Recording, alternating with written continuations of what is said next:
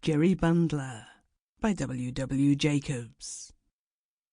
It wanted a few nights to Christmas, a festival for which the small market town of Torchester was making extensive preparations. The narrow streets, which had been thronged with people, were now almost deserted.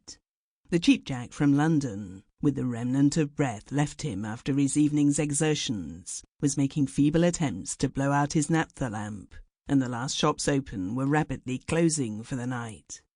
In the comfortable coffee-room of the Old Boar's Head, half a dozen guests, principally commercial travellers, sat talking by the light of the fire.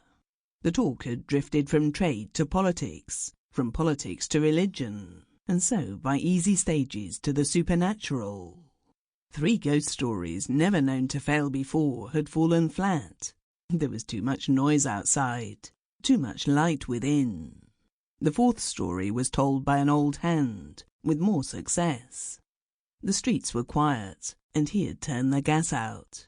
In the flickering light of the fire as it shone on the glasses and danced with shadows on the walls, the story proved so enthralling that George, the waiter, whose presence had been forgotten, created a very disagreeable sensation by suddenly starting up from a dark corner and gliding silently from the room.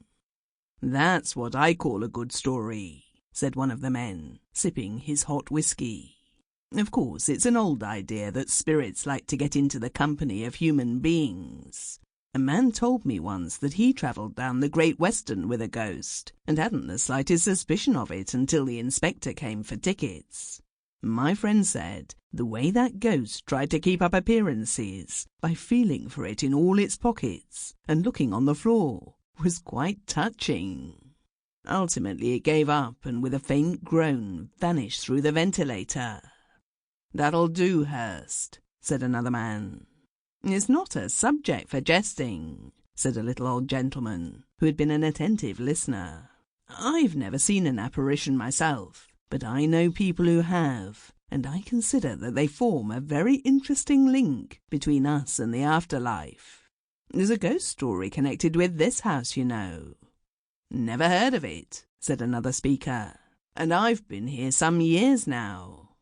"It dates back a long time now," said the old gentleman. "You've heard about Jerry Bundler, George."